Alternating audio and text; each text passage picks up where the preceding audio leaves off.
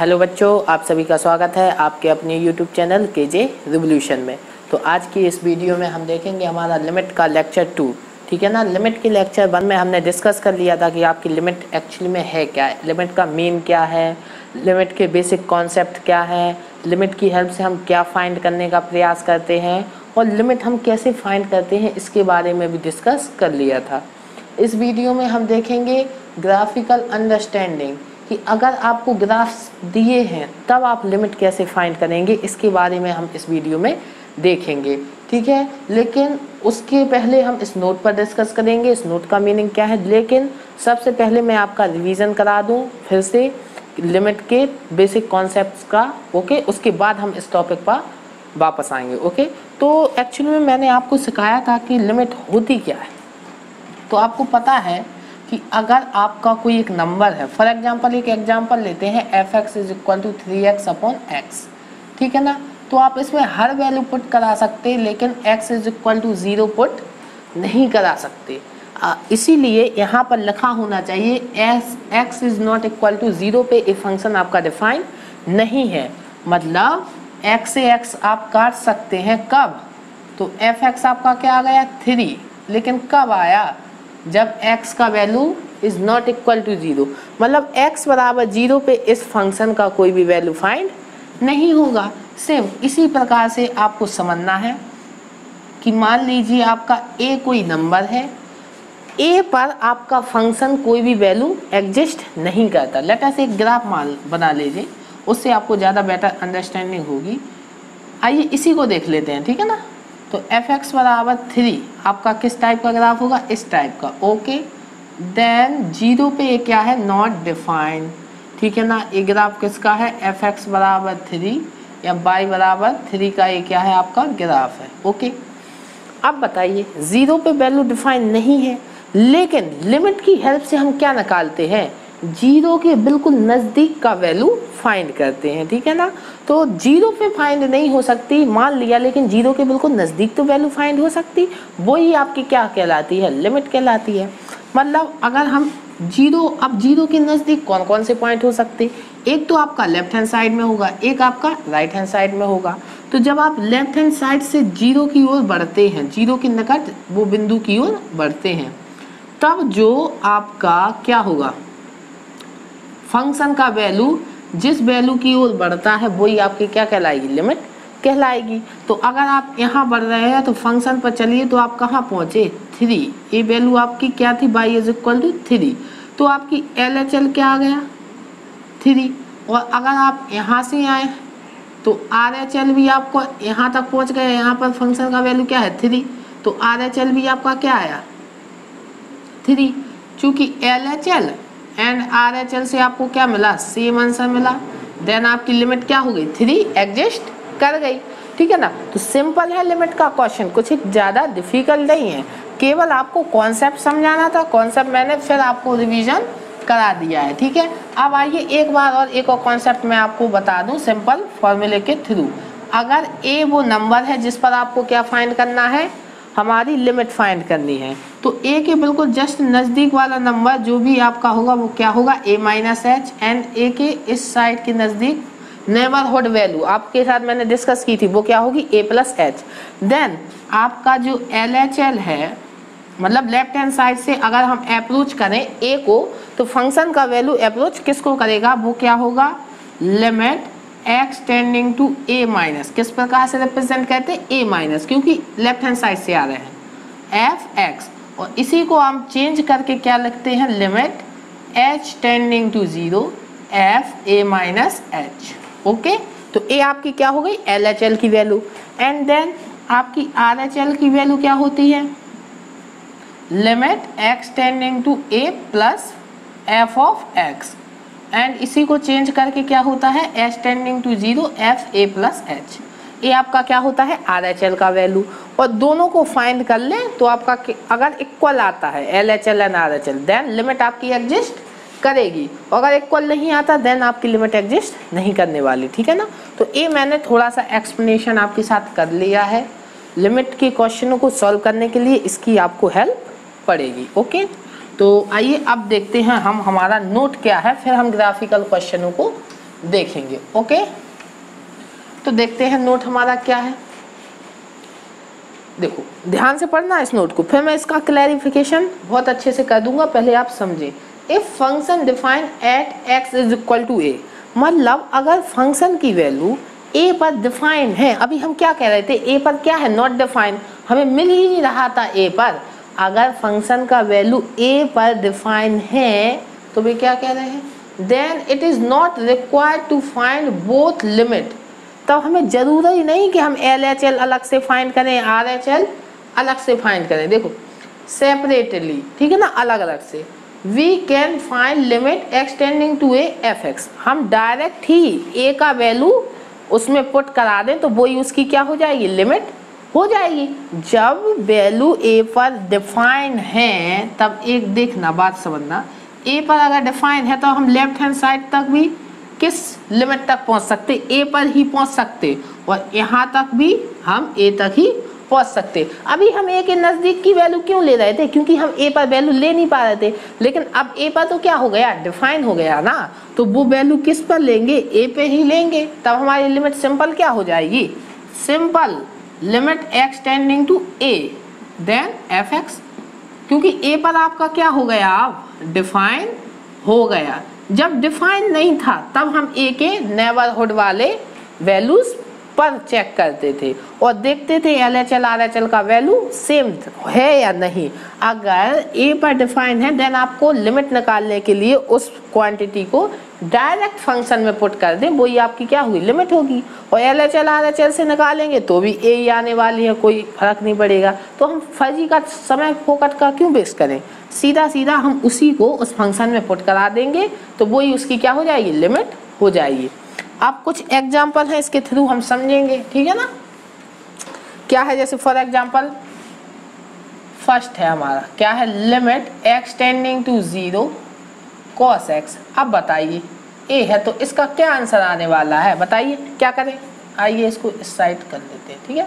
अब बताइए x की वैल्यू 0, cos 0 का वैल्यू डिफाइन होता है देन अब हमें कुछ आगे प्रोसेस करने की जरूरत है ही नहीं, सिंपल आप इसमें वैल्यू पुट करा दें तो क्या हो जाएगा, limit x tending to 0 cos 0, और cos 0 का मान आपका क्या होता है, 1, सिंपल, काम खत्म, ठीक है।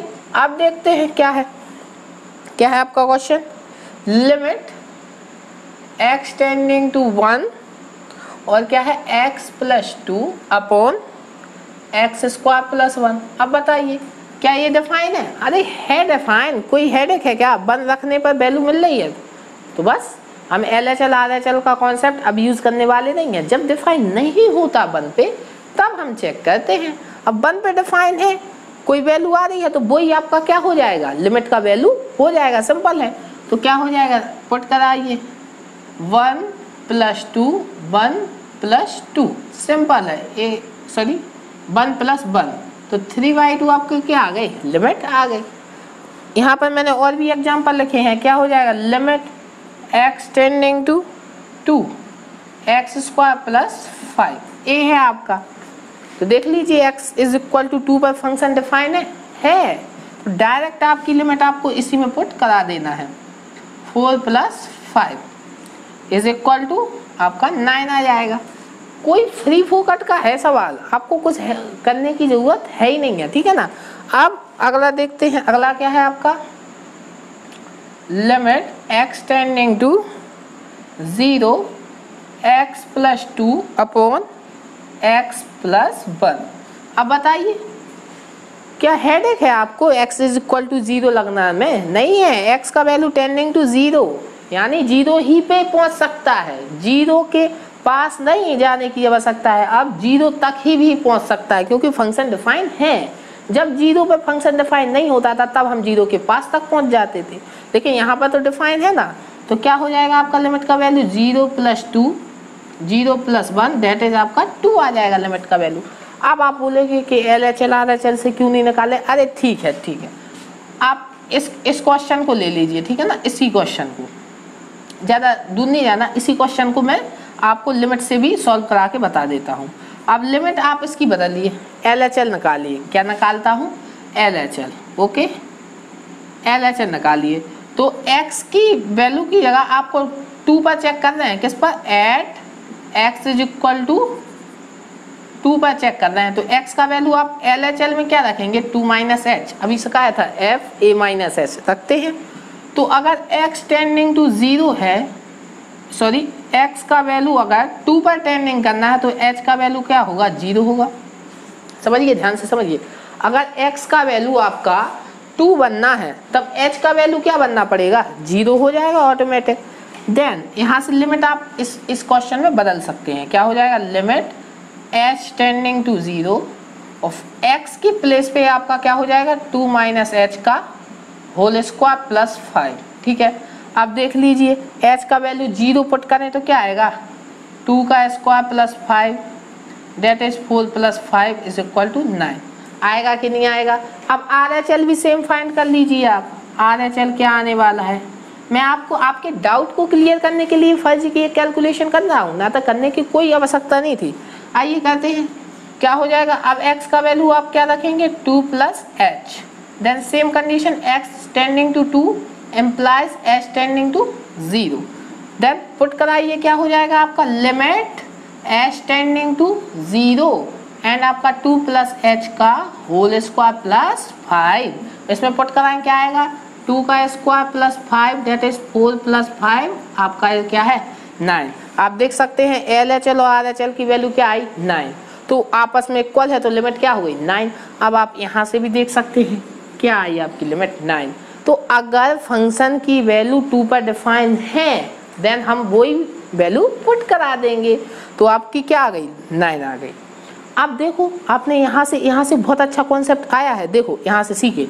तो लिमिट क्या कर रही, अगर फंक्शन की वैल्यू यहाँ पर डिफाइन थी तो 9 आई, और डिफाइन नहीं होती तो लिमिट देखो क्या कर रहा है। लिमिट ने अगर डिफाइन भी नहीं होती तो लिमिट से क्या आई, एग्जैक्ट वही वैल्यू आई कि नहीं आई, 9 ही आई, डिफाइन होने पर भी 9 आई। तो लिमिट क्या करती है, अगर डायरेक्ट हम उसमें वैल्यू पुट करा रहे हैं और नहीं आ रही है तो लिमिट की हेल्प से, अगर उस पॉइंट पर डिफाइन नहीं है तो लिमिट क्या करता है, केवल उस पॉइंट पर अगर कभी डिफाइन होता तो कितना होता, वो क्या बता देती है, लिमिट उसकी बता देती है। तो लिमिट की हेल्प से जो पॉइंट पर हम वैल्यू फाइंड नहीं कर पा रहे थे, अब हम उस पॉइंट का अनुमान लगा सकते हैं कि उस पॉइंट पर वैल्यू एक्चुअली में क्या होगी। ये लिमिट बताता है, ठीक है ना। तो लिमिट का मैंने कॉन्सेप्ट आपको पूरा क्लियर कर दिया है। ओके, तो अब हम देखेंगे हमारे ग्राफ कि ग्राफ के जरिए हम लिमिट कैसे फाइंड कर सकते हैं, ठीक है ना। तो आइए अब हम देखते हैं हमारे ग्राफिकल अंडरस्टैंडिंग। तो बहुत सरल है ग्राफिकल अंडरस्टैंडिंग भी, कुछ एक ज़्यादा डिफिकल्ट नहीं है, ठीक है ना। केवल आपको बेसिक कॉन्सेप्ट आना चाहिए, जो मैंने आपको बहुत अच्छे से फंडामेंटल क्लियर कर दिए। तो फर्स्ट को देखिए, सबसे पहले फर्स्ट का सभी पॉइंट्स पर, जितने भी पॉइंट्स पर आपका ग्राफ है जो ब्रेक हो रहा है, वहाँ पर आपको लिमिट निकालनी है। तो सबसे पहले आप देखिए कि at x is equal to 0 पर आपका लिमिट क्या होगा।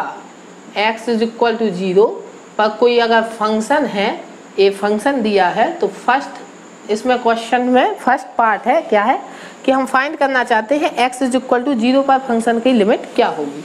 तो देखिए, अब देखो क्या करना है आपको देखा कि x इज इक्वल टू 0 पर फंक्शन क्या है, नॉट डिफाइंड। देन डिफाइंड नहीं है तब तो हमें LHL और RHL का कॉन्सेप्ट यूज करना ही पड़ेगा। तो आपको क्या करना है, आपको लेफ्ट हैंड साइड से जो ग्राफ है उसी पर चलना है, किसकी ओर, 0 की ओर, उसी पर चलना है। और चले तो आप कहाँ तक पहुँचे, y का वैल्यू आपका क्या आया, आप LHL से किसकी ओर आए, 0 की ओर मूव किया, किस पर किया, ग्राफ पर। तो ग्राफ आपको y की वैल्यू क्या दी, आपको 2 दी, देख सकते हैं ये आपकी y की वैल्यू क्या दी, 2। तो LHL की वैल्यू कहाँ पहुँच गई, अप्रोच किसको करने का प्रयास कर रही, अगर आप x की वैल्यू 0 को अप्रोच करने का प्रयास कर रही तो y की वैल्यू किसको अप्रोच करने का प्रयास कर रही, 2 को। तो यहाँ से हमें मिल गया कि LHL का वैल्यू क्या है, 2 है। ओके, देन यहाँ से आए आप इस साइड से, किस साइड से, RHL से, ठीक है ना, यहाँ से आए तो यहाँ से भी आप किस पर पहुँचे, 2 पर। तो यहाँ से अगर 0 पे जा रहे हैं तो ग्राफ पे चले तो ग्राफ की वैल्यू भी यहाँ पर 2 पर ही अप्रोच कर रही है। तो LHL से भी आप 2 पर पहुंचे और RHL से भी आप किस पर पहुंचे 2 पे। तो LHL और RHL का वैल्यू क्या आया 2। तो इसका x = 0 पर आपकी लिमिट क्या हो जाएगी 2 हो जाएगी। ठीक है ना, ग्राफ से समझ रहे हैं कैसे निकालना है। आप देखते हैं किस पर x = 2 पर। ठीक है ना, x = 2 पर आपका लिमिट क्या होगा, limit x tending to 2 fx। Check करिए क्या होगा, क्या x = 2 पर फंक्शन डिफाइन है, हाँ डिफाइन है। क्या आ रहा है x = 2 पर फंक्शन का वैल्यू 4, देन यही उसकी क्या हो जाएगी लिमिट हो जाएगी। अभी डिस्कस किया इस नोट में, अगर वैल्यू डिफाइन है तो वही उसकी क्या हो जाएगी लिमिट हो जाएगी। तो 2 पर डिफाइन है, क्या है वैल्यू y की 4, तो लिमिट क्या हो गई 4 हो गई। अब थर्ड क्वेश्चन देखिए, लिमिट x टेंडिंग टू 4 पर चेक कराइए तो क्या होगी आपकी, आप खुद बताएं फंक्शन का। ठीक है ना, क्या होने वाली है बताइए। सिंपल, लेफ्ट हैंड साइड से अगर हम 4 की ओर अप्रोच करें तो y का वैल्यू कहाँ जाके रुका 5, ये वैल्यू कहाँ है 5 की ओर अप्रोच कर रही है। ठीक है ना, तो यहाँ पर सॉरी ये जो 4 नहीं है ये यहाँ पर है, ये 5 है, पॉइंट कहाँ पर है 5 पर है।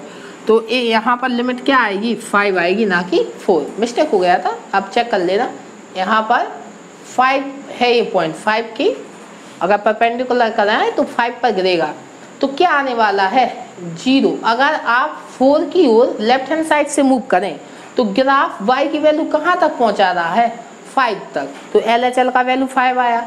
अब आप राइट हैंड साइड से जाएं 4 की ओर तो कहाँ पर पहुँच रहे हैं आप 5 की ओर ही पहुँच रहे हैं। तो LHL का वैल्यू भी 5 आया, RHL का वैल्यू भी 5 आया, तो आपका लिमिट का वैल्यू भी क्या आ गया 5 आ गया x टेंडिंग टू 4 पर। ठीक है ना, तो ग्राफिकल अंडरस्टैंडिंग आपकी क्लियर हुई कि ग्राफ के द्वारा हम कैसे पता लगाएंगे। ठीक है ना, अब इसमें आप चेक करा लीजिए क्या है सेम। अगर हमें 3 पर चेक करना है तो लेफ्ट हैंड साइड से हम -3 की ओर आए एंड राइट हैंड साइड से -3 की ओर आए। इस ग्राफ पे चलना फोकस करिए तो आप कहाँ जाके पहुँचे 1 पर।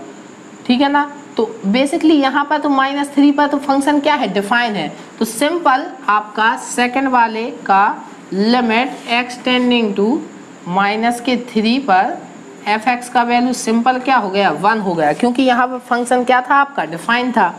अब अगर लेकिन x = 0 की बात करें तो यहाँ से आप अगर 0 की ओर अप्रोच करेंगे तो y का वैल्यू किसकी ओर गया 3 पर पहुँचा। तो LHL का value for at x = 0 LHL आपका क्या आया 3 आया। And simple right hand side से इसकी ओर अप्रोच करें तो क्या आएगा, इस ग्राफ पर चलिए तो भी आपका RHL का वैल्यू भी क्या आया 3 आया। देन लिमिट आपका x टेंडिंग टू 0 पर fx का क्या हो गया 3 हो जाएगा कि नहीं हो जाएगा। सिंपल क्वेश्चन था। सेम 2 पर क्या होने वाला है, यहाँ से आए तो क्या मिला आपको 3 मिला LHL से।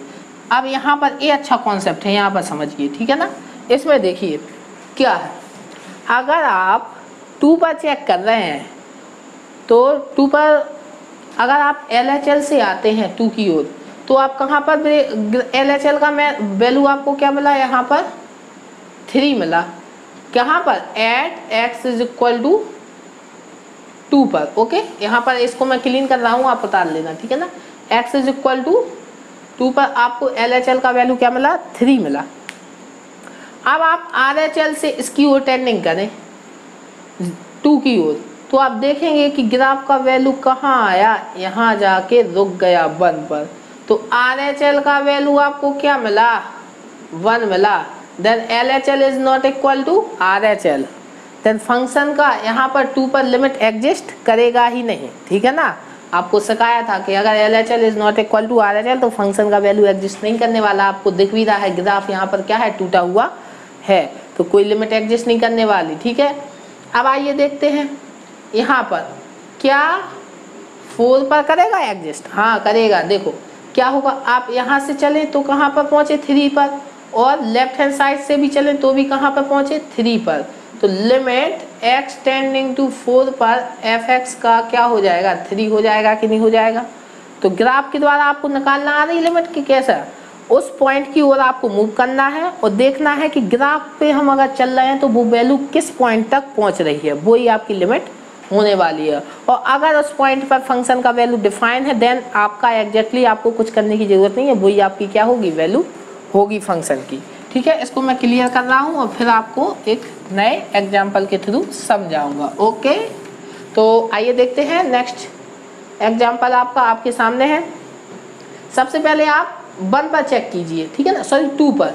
2 पर क्या है आपका, 2 पर चेक करिए आप अगर लेफ्ट हैंड साइड से 2 की ओर मूव करें तो कहाँ पर पहुँचे, 4 पर पहुँचे।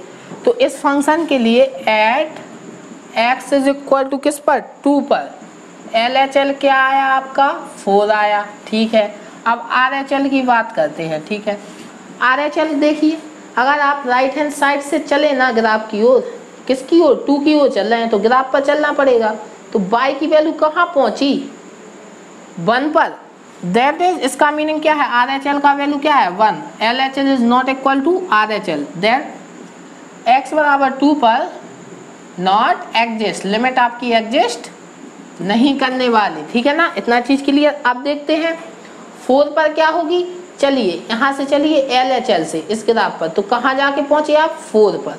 ठीक है ना, तो 4 के लिए at x is equal to 4 के लिए चेक करें तो LHL का वैल्यू आपका क्या आया, 4 आया। अब RHL का वैल्यू चेक कराइए, तो यहाँ से चलिए कहाँ पहुँचे हम, फिर अगेन RHL यहाँ से 4 की ओर चलें तो ग्राफ पर चलना है 4 पर। तो y का वैल्यू कहाँ पर पहुँचा, 4 पर पहुँचा कि नहीं पहुँचा, आप यहाँ से चेक करा लें। ये यहाँ पर मैं ऐसा लिख देता हूँ, ठीक है ना, ए है आपकी 4 की वैल्यू।